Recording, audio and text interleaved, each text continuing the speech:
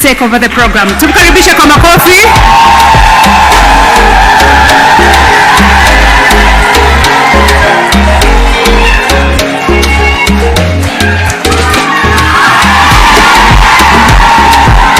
Wamama hai.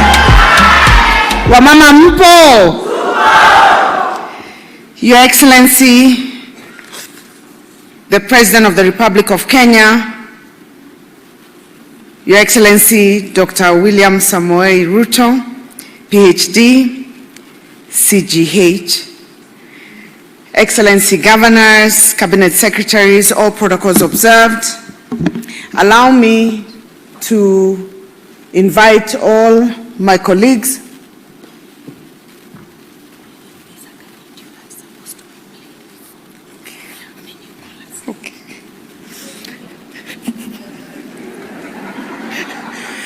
Semeni woman power.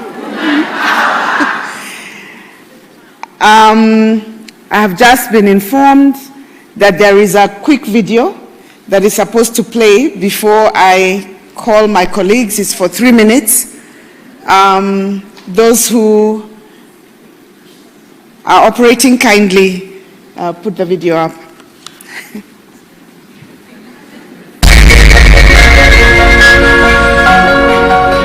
The Council of Governors, COG, plays a pivotal role in coordinating, convening and advocating for county governments on issues of common interest, including matters of gender equality and women empowerment in intragovernmental and intergovernmental structures such as the Summit, the Intergovernmental Budget and Economic Council, IBEC, and the Devolution Conference. Following the implementation of the current Constitution of Kenya, the inaugural election held in March 2013 brought forth county governments comprising the first cohort of 47 governors who formed the Council of County Governors, COG. Regrettably, no woman governor was elected. However, there were 9 women deputy governors.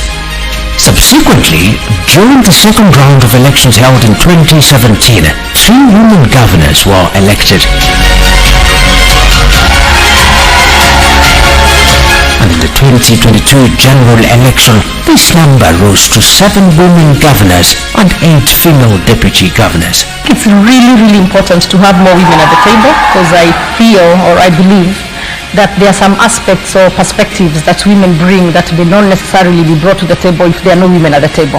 This marked a significant milestone for the Council of Governors with the election of its first female chair, Her Excellency Waiguru, who is now serving a second term.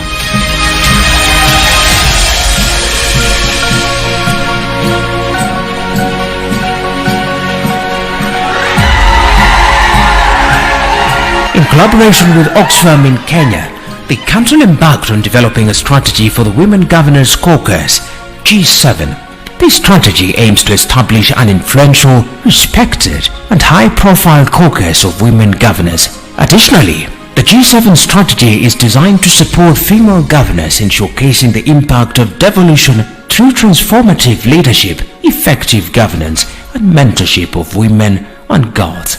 In this regard, the strategy is anchored on 4 pillars that are crucial to advancing women leadership and fostering inclusion. Socio-economic development pillar emphasizes the critical role of comprehensive, disaggregated cross-sector data on gender and service delivery. For us as governors and especially female governors, sitting at the decision-making table, we are to move ahead and make sure that we curb the issues of sexual gender-based violence by empowering women.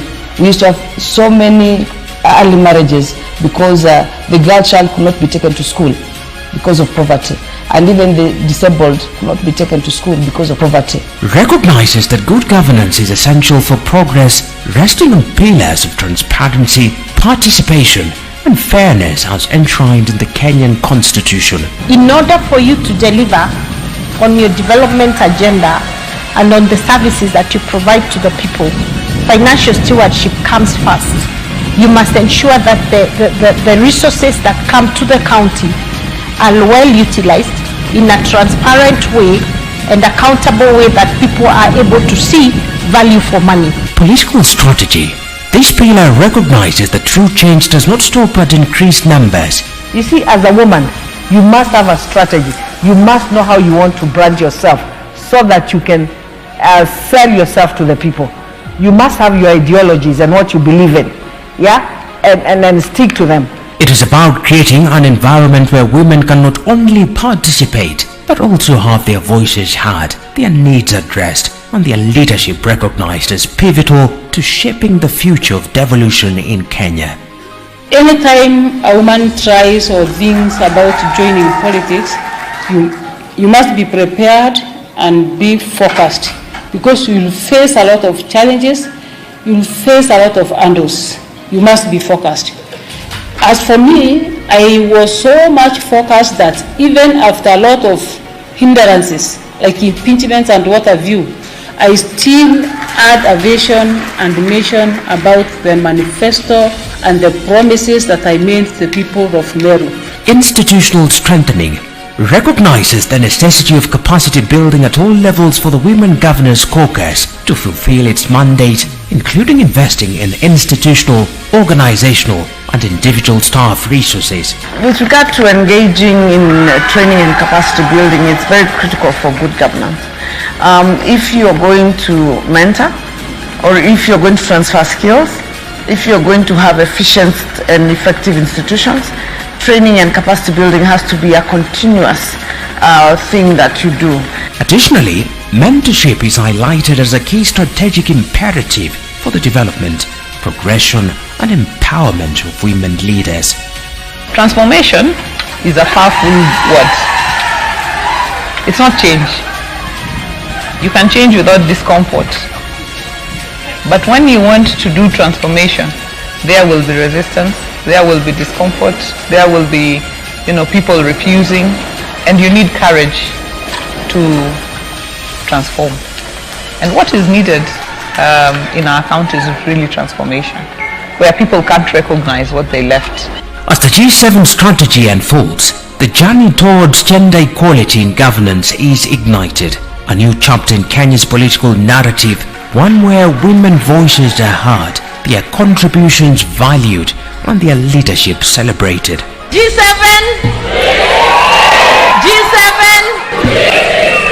G7!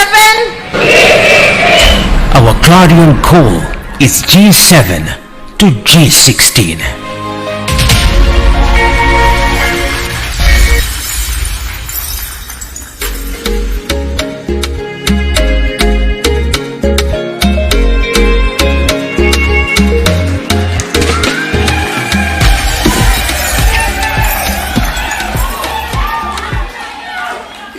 Your Excellency, we have just looked at that video, and we know that the people preparing it are planning to take it to CSW. But we have seen some of the shots. Some of us were not looking like we were in a moment of jokand and brouhaha, considering we were in Homa Bay. So we are going to be requesting that video be redone just a little bit when we look a little bit more vibrant. But you've seen what the G7 is about. Allow me, Your Excellency, very quickly to request all my colleagues to come in front. We will not take more than 10 minutes. Makofi, tafadhali.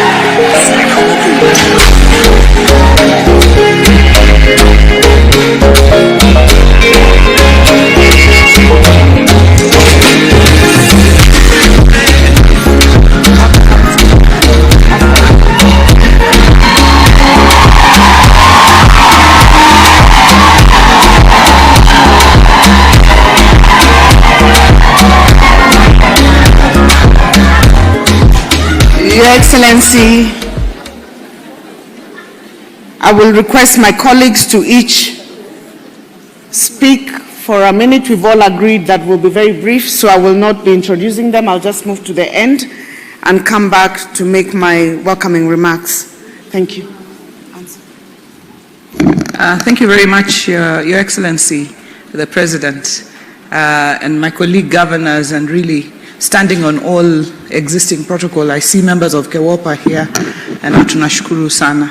Your Excellency, today is really not for us to speak much because a lot has already been said, but I take this opportunity to really thank you for your support for the G7 team, but not just for the G7 team. First, I thank you because you support the G7 indiscriminately. It is not lost on us that we are different. We are from different political parties, but you have not discriminated us on the basis of our political persuasions. And that I must rise here and thank you. And also thank you for coming to Homa Bay last week, despite having a very, very difficult program. That really showed your support. But I'd like to finally really thank you, not just for supporting the women and women leaders, because it's about the women at the grassroots. And the way you have moved to support the women at the grassroots, wale wadogo sana.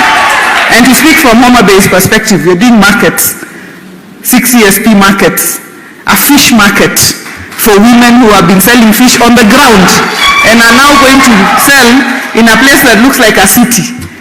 Your Excellency, you've seen what the lakefront in Homa Bay now looks like. Hizo picha ni za Homa Bay, by the way. Hizo mnaona hapo zikikaa mzuri. It's because of our partnership and for your support for devolution. So tushikane, tusonge mbele pamoja, and we want to also let our people know that as women governors, we are making a commitment. And that is why institutional strengthening, transparency and accountability and governance are also very key pillars of our strategy. We don't want to be the ones